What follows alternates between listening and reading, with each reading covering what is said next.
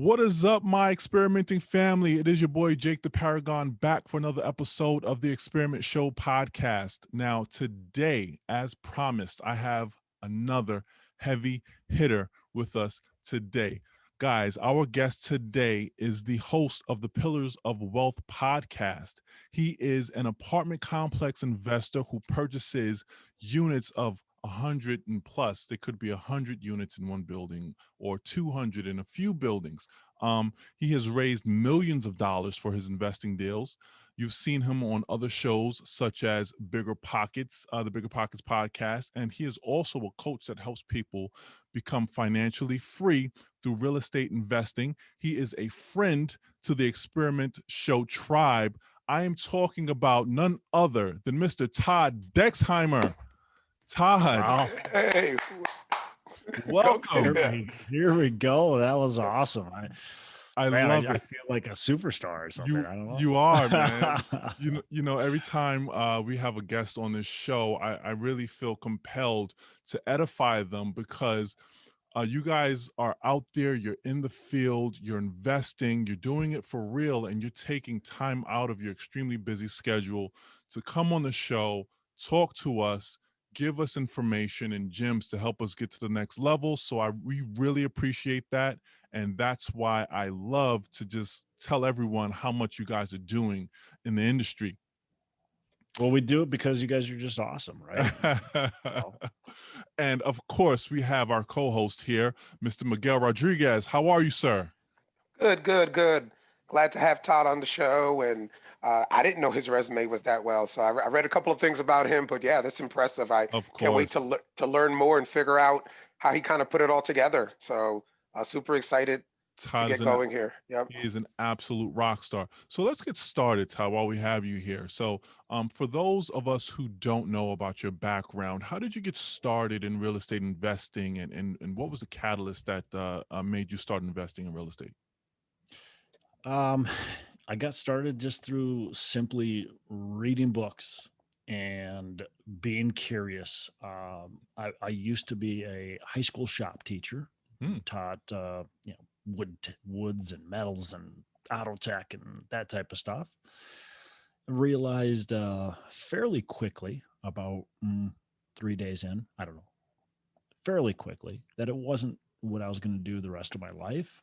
And so I needed to do some searching, and through just reading and exploring, I stumbled upon entrepreneurship, and I stumbled upon real estate and realized that it made just so much sense.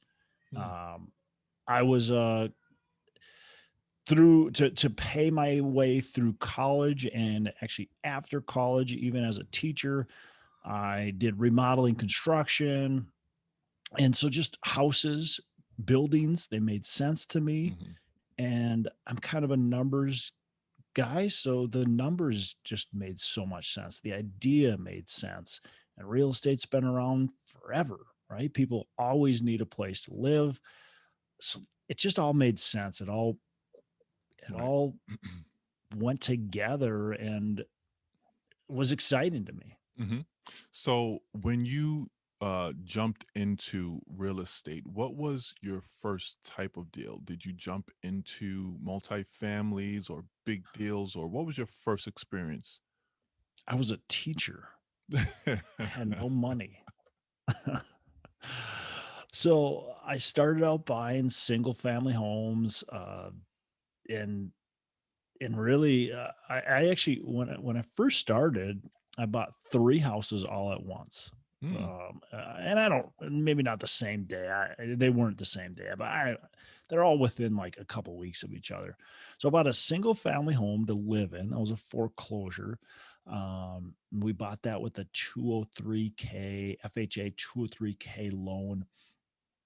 Able to get into that property for, $4,000, $5,000, whatever it was, pretty cheap.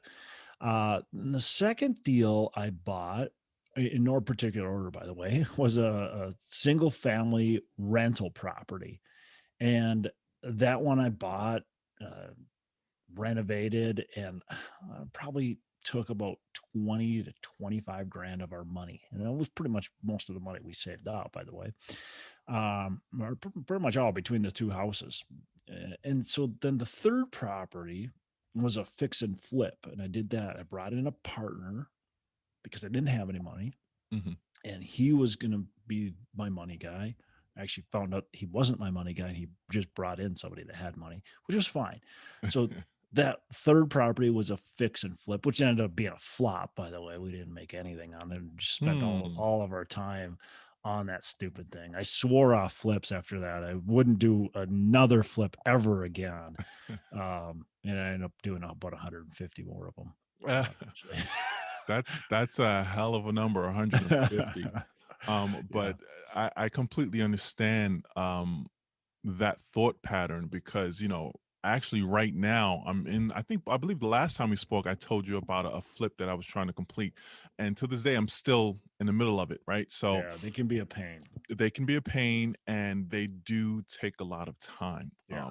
So you put your money in, account for maybe 6 to 8 months Mhm. minimum before you start you looking for getting your money back. Right. So you went from a teacher. Yep.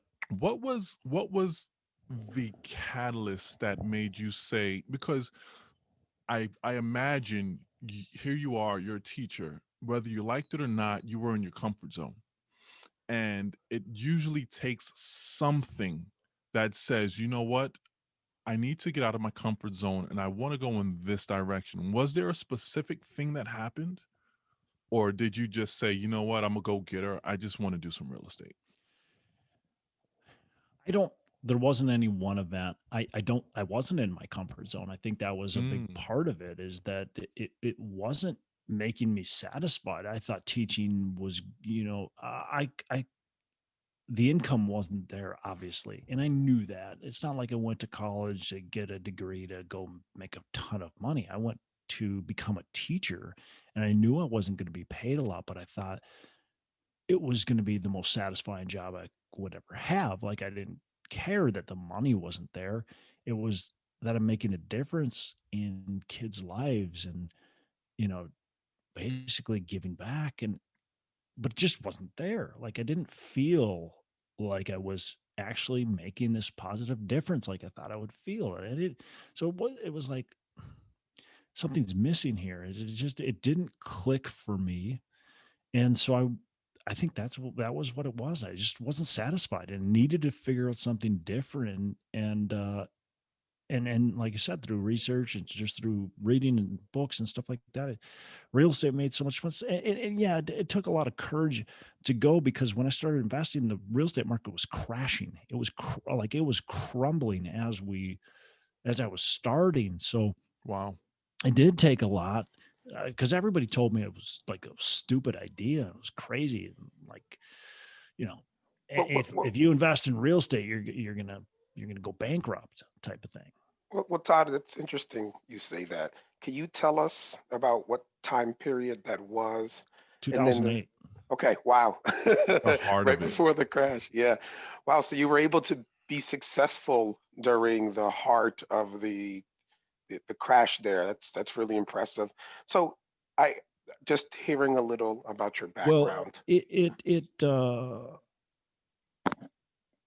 Go ahead. I'm sorry. no, it was so in 2008 in the Twin Cities where I was investing, the market had essentially already started to crash pretty hard. Mm, So you know, properties that were selling for $180,000 were now selling for $80,000. Now it still continued to go down. Those still same properties went from $80,000 to $50,000, but we had already gone a long ways, right? So it wasn't like it. I was buying at the peak. I was actually buying probably 75% down, but the world was scared. Yeah. got it. Yeah. Amazing. So to fast forward just a little bit, so you go through the school of hard knocks and you get to this point where you're actually investing in larger real estate deals. um Tell us a little bit about that. Did you start off doing syndication deals when you got to that point, or were you more of a joint venture? How did it work for you? Yeah, so I started out when I transitioned from multifamily, or sorry, from single family and fix and flips and stuff like that to multifamily. I thought I needed to graduate, so I started with small multifamily. And when I started with small multifamily, I was joint venturing with people Hmm. that, I'd done business with in the past, and maybe they invested in some of my flips or whatever. And so I joint ventured with them for a while. And then after I think I did 5, maybe 6 deals like that. I fairly quickly realized that I could go bigger. Hmm. And it was actually a mentor of mine that's like, I was talking to him, and I was just like, I think we were talking about somebody else. And I said, one day and hopefully soon, I'm going to start buying these buildings like that. We were talking about maybe a 150 unit deal type of thing. And he's like, well, why don't you just do it now? And I'm like, well, I got to get there, right? I'm not there yet. I got to get there. He's like, Hmm. what makes you any less special than this guy? And I'm like, well, I don't know. I mean, he's got the experience, and he knew this person, and I knew the person as well, but he knew their backstory better than me. He's like, do you realize that person bought a single family and another single family and a couple more, and then he went and bought a 150 unit building? Wow. I'm like, no, I didn't. I guess I didn't know that. He's like, so what? Why can't you do that? Why do you have to somehow, graduate basically? So that was like a slap in the face, and like, yeah, like, yeah, you're right. What am I waiting for? And so that was the step from joint venturing to syndication, realizing that, yeah, all I need to do is, instead of asking one person to come in on a deal, ask 10 people to come in on a deal. And now I can, instead of buying a 30 unit building, I can buy a 100 unit building. It's like, Amazing. makes sense. Yeah. Amazing. Wow. There's so much to unpack there. So, um, as you guys know, on this show, the purpose of this show is to really bring the knowledge of investing in apartment buildings specifically to communities that may not necessarily understand that world, or they don't have that information. And I've been blessed to meet people such as yourself and other people in the industry, and I desperately want to bring that information back to them. And one thing you touched upon just now was mentorship. Now, how would you recommend someone go about looking for a mentor or finding a mentor? Well, it depends on what you need, right? Mhm. So I think that's first is where it starts. You got to look at what you need, and if you need a mentor to teach you kind of how to do the business, Mhm. and teach you some of the basics, or even more of the advanced kind of knowledge and skills, well, then Mhm. you want to look for a mentor that's what their specialty is, right? That they're good at teaching people how to invest in apartments. And that's something that I do. I mentor people on how to invest in apartments. Or if your need is mindset, well, you got to find a mindset coach. Mhm. If That's a your good point. need is business strategy, right? You've got to find a business strategy coach. Look, this is a business. People don't a lot of times treat it as a business and think about it as a business, but this is a business. If you're going to be successful, and especially multifamily syndication, you need to know how to run and operate a business. So maybe that's what you need help with. You got to look at what you really need help in, and that's who you hire. For me, I needed somebody to slap me around a bit, right? I Mm. needed somebody to hold me accountable, and like just get my mindset to shift, my paradigm to change. And so I ended up hiring a mindset guy. I didn't Wow. need to know the the business, or sorry, the real estate side. I already knew that. Like, I already had been learning that for 10 years. So I didn't need to know that. Not necessarily that I knew it all, right? I'm always learning more, but I felt like more important was that mindset. Wow. That's huge right there, because I think so many people, they go out and they say, okay, I want to be this real estate investor, and they'll continually find people to say, okay, this is my mentor, this is the program I'm taking. But maybe that isn't what you Right. need right now. Maybe you need the mindset.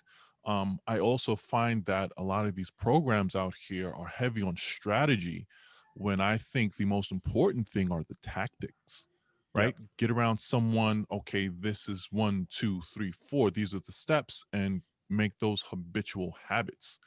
Um, wow, that was huge.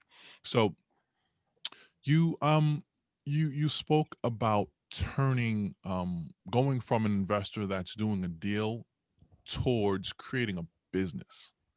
Yep. How do you do that? How does one say, okay, I've done my first deal, I want to repeat the process? How do you turn it into a business, in your opinion? I mean, there's a lot of steps along the way, right? And Mm. it would probably take 3 shows to go through. But I think first and foremost, you've got a power of intention, right? You've got to be intentional. You have to understand what you're trying to achieve. If you're truly trying to make this something more than just a couple pieces of real estate, like if that's your intention, that's fine. If your intention is to go out there and buy a couple properties, and that's, you're gonna keep your job, and you're just going to have a couple properties for retirement and maybe hand them down to your kids, who knows, that's fine. That's fine. Go ahead and do that. You don't need to create a big business for that. Right. But if your intention is to truly do this and to truly make this something special, and to truly actually quit your job and do real estate full time, you have to start thinking quickly. You have to start thinking about it as a business. And how would I then set this business up properly with systems? How do I set this up with other people helping me run it? How do I get people involved in the business? How do I get, this is the first simplest thing you should hire is like a bookkeeper. You can hire Mm. some VAs to do things. I mean, look, you got to figure out how to run it intentionally like a business from the start, and you got to educate yourself. What does it take to operate a business properly? Read books like Principles by Ray Dalio. Read Mhm. books like The E-Myth by Michael Gerber. Those are super powerful books that can help you get your mind right about how do I actually run this as a business instead of just a hobby. Listen to podcasts like Pillars of Wealth Creation, where that's what we talk about, right? Yes. I think that's so important. So many people like think of real estate and they think of, I'm going to start doing deals, and that's what they think about. They think about the deal, right? And you can't be a real estate investor without getting a deal, without taking down a property. But if you want to be successful, you have to have a business. You have to be operating it as a business. And if you can't operate it as a business, then you're just a hobbyist. So, Man. so Go ahead. Todd, so I have a question kind of listening to all this in terms of, you stated that you started your education was actually because you wanted to become a teacher, right? So you went to school to become a teacher because it gave you that self gratification of you're doing something amazing for other people.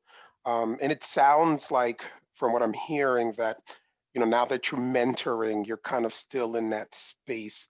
Can you tell me how you kind of like found a different avenue, or just speak about how you found a different avenue? But it sounds like that passion is still there. Like, how did you go from, I want to be a teacher, this is something I could wake up and do for the rest of my life, to now I'm doing real estate and I own a business, and how that kind of keeps that motor running, and kind of aligns with everything we're talking about.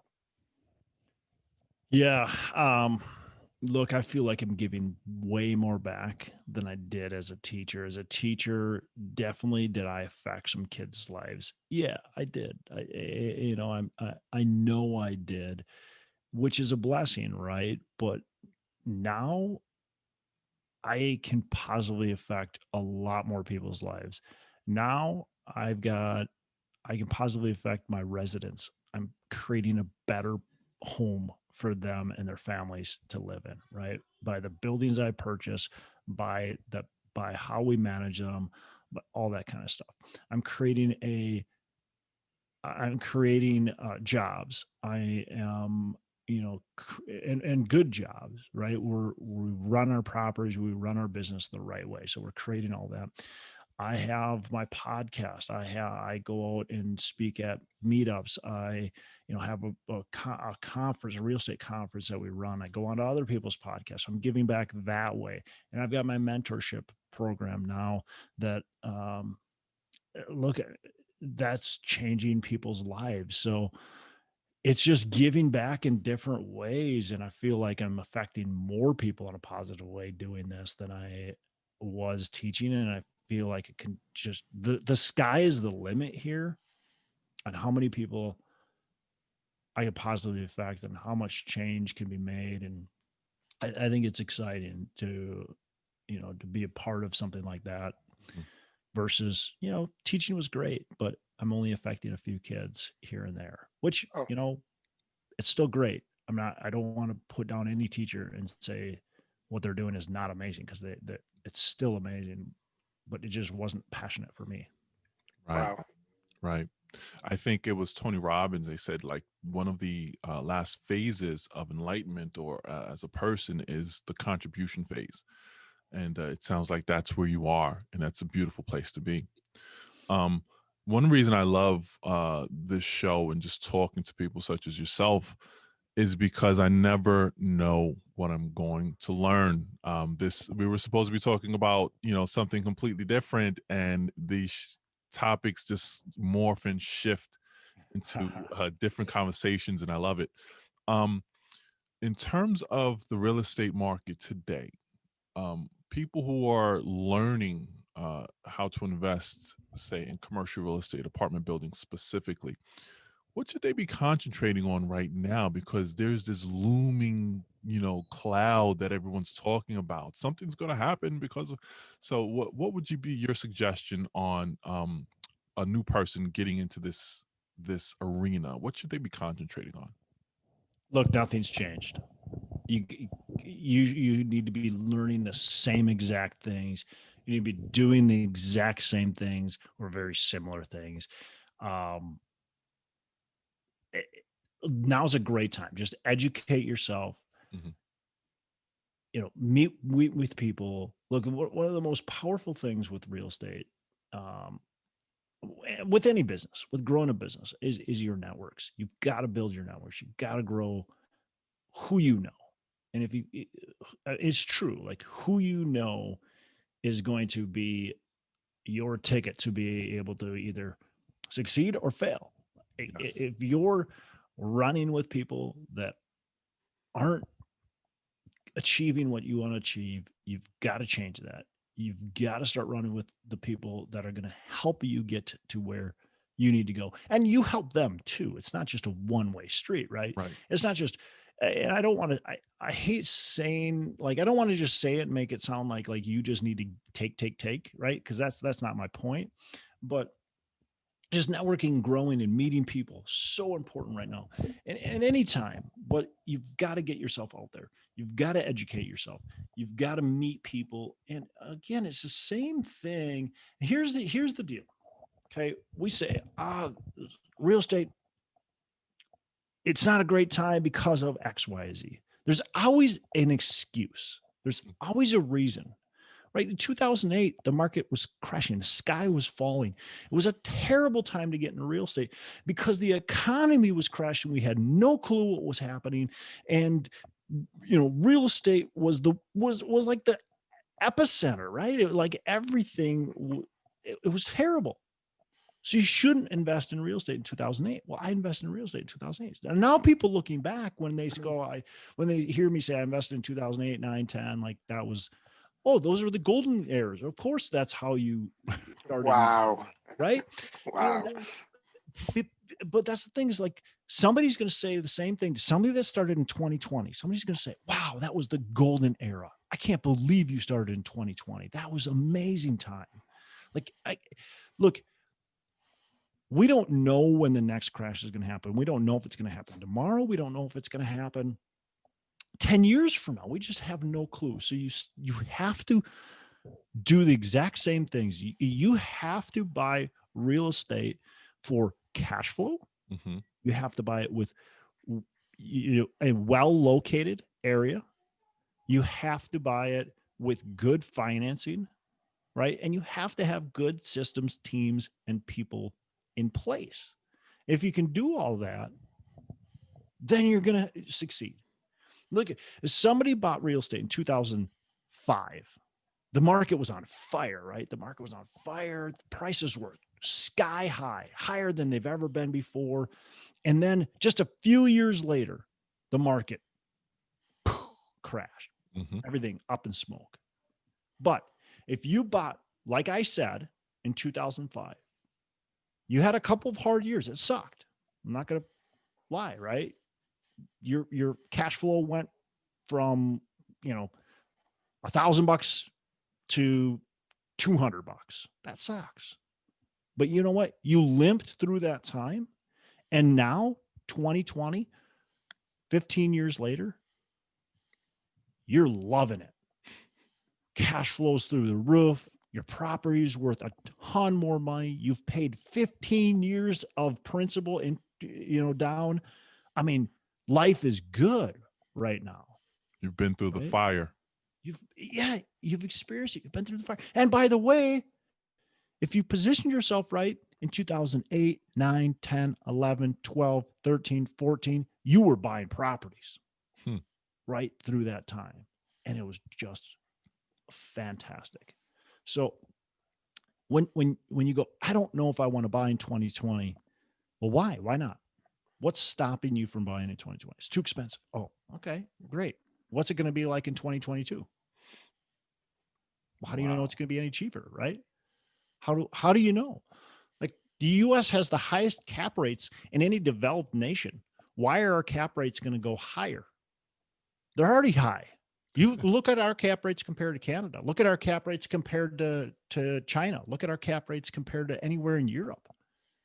Our cap rates are sky high compared to them. You can't get a 5 cap in Europe. Wow. Right? Amazing. I mean, so why are our cap rates going to all of a sudden go up to 7? Like, holy moly. Amazing. I love it. That is very insightful. So for those who don't know what to get out of that, to unravel or unpack that, when is the best time to invest or to start learning this business? Right now. Right now. Amazing. And that kind of just brings me to the last point of what we want to speak about today. And that is, you touched upon, networking and meeting people in terms of who you need on your team to successfully do a deal. Who would that be? Who are the people you need right now to do a deal? well, you need money. So that could be your money. But if you're not uber rich, like the large majority of the people, you need people that have money. So first, that's banks, right? So you need to build relationships with lenders, with mortgage brokers, with banks that actually do deals in the size of property you're looking for. Second part, you need to network with people that have money, right? Because people that have money are looking for good returns, and you are a provider of those good returns. And you have to shift your mind, by the way, too, to not think of yourself as selling your real estate investment opportunities. You're providing an opportunity for somebody to invest in cash flowing real estate, a safe, secure investment. So you're providing them an opportunity. Wow. Right. And that's how you got to think of everything, right? You're providing an opportunity for somebody. Okay. That's a huge mind shift. Huge mind shift. Most people think they're selling. You're not selling, you're providing an opportunity. If you truly believe in what you're doing, you're providing an opportunity. It's just like if you're selling the next pair of Nikes. If you're just thinking about selling the next pair of Nikes because you want to make a quick buck, you suck at sales. But if you're actually thinking you're providing people a fantastic product, the best pair of shoes that are on the market for a great price. Yes, they might be expensive, but they are way better of a shoe than the Adidas, and they're only 10% more. We've got a fantastic product, and we're providing you an opportunity to buy that at a great price. Buy it now, right? And that's a different mindset than buy my shoe. It's great. Just buy it, right? So I love it. um okay, back to people. Hmm. So we talk in investors, mortgage brokers, right? We got to and now we got to find a deal, right? Because we aren't an investor without a deal. So we have to find the deal. Mortgage brokers can help you find deals, but real estate brokers are going to really help you find the deals. So building relationships with real estate brokers and the brokers that are actually selling the product you're trying to buy, right? That's really important. You can't just find any real estate broker. If I get a real estate broker that's selling single families and duplexes and I'm asking them to find me a 110 unit building, that they don't know what to do. They might say yes, but you're not going to get anywhere. So you got to find somebody that's actually selling those buildings. Okay. So that's super important. Build true relationships with them, by the way. All these relationships, it's not just, again, it's not just a take, it's a give too. The Hmm. more you can give on these relationships, the better you're going to get out of it. The more you're going to get out of it. Okay. It's not always expecting something in return. We gotta get to know, uh, property managers, super important, right? So somebody's got to manage the property. Your property's only as good as it's being operated. So somebody's got to operate it. If you can't operate it, which you probably shouldn't, especially if you're looking at a 100-unit building, you got to find somebody that can manage it for you. And that's your property management companies. You got to build relationships with them. By the way, they'll find you deals and they'll help you get financing too. Like they're great connectors and they'll help you find contractors. That's another person on the list is contractors, of course. They'll help you find those people. How do you get some of these people? We've got appraisers, we've got accountants, we've got your securities attorneys. Super important if you're going to do syndications or going to raise any kind of money. You have to have good securities attorneys, Hmm. attorneys in general, real estate attorneys. How do you get to know some of these people? I think that's really key too. I always ask referral, and ask for a referral from the referral, and ask for a referral from the referral. And Hmm. then you start to get the same names, right? We start to hear, that we should be reaching out to Sherry. We got to reach out to Sherry because she's the best property management um, person in the business. Okay, well, I've heard Sherry's name 17 times. Like I'm going to reach out to Sherry, right? Right. Right. But Sherry's told me to reach out to Jim because he's the guy that sells all the deals in the market. Well, Sherry's told me that, and same with the three mortgage brokers that I talked to, and so of course I'm going to reach out to them. Referral. We got to get to know people. Amazing. Wow. I mean, there's so much that you just dropped on us this episode. It is amazing, Todd. Miguel, I mean, honestly, I can talk to you all day about this. But No, I'm too busy taking notes here about everything, kind of capture word for word what Todd said here. So, ditto, um, ditto. Todd, I just want to say thank you so much for being here with us on the Experiment Podcast Show. You have dropped some huge gems on us in a number of different areas. Is there anything you would like the listeners to know about things you may have coming up, your social media handles, your podcast? Please take it away. Yeah, well, Jake, Miguel, thanks a lot. Appreciate you guys having me on the show. Yeah, and I thanks for that. I do have a mentorship program. We run masterminds basically, so it's kind of a group mastermind deal with some one-on-one coaching kind of mixed in there as well. So it's I think it's pretty fantastic, and I'd love to have anybody reach out to me for that. They can go to my website. It's coachwithdex, DEX.com, coachwithdex.com to view that. You mentioned my podcast already. I'd love to have people listen to it. It's Pillars of Wealth Creation, pillarsofwealthcreation.com. Or you can reach anything if you want to talk to me about investing, want to just reach out to me. You can go on to my main website, and that you can get to my coaching, you get to my podcast, you can see everything. And I've got a little free kind of book on there that talks about, syndication and multifamily and why it's such a valuable tool. So there it's venturedproperties.com. It's venture D as in Dexheimer properties.com. And you can hit me up on the website. And like I said, there's that free ebook on there, and get me anywhere. So There you have social it. media, I'm on Facebook and LinkedIn. There you go. There you have it, ladies and gentlemen. Please hit Todd up on his websites, coachwithdex.com, or you can just go to venturedproperties.com. He has a slew of things to share with you and teach you guys with. That is all for today's show. Again, Todd, thank you, sir, for being here, giving us all Todd. the information, and we will see you soon. Thanks, Thanks, Todd. guys. Have a Yes. good one.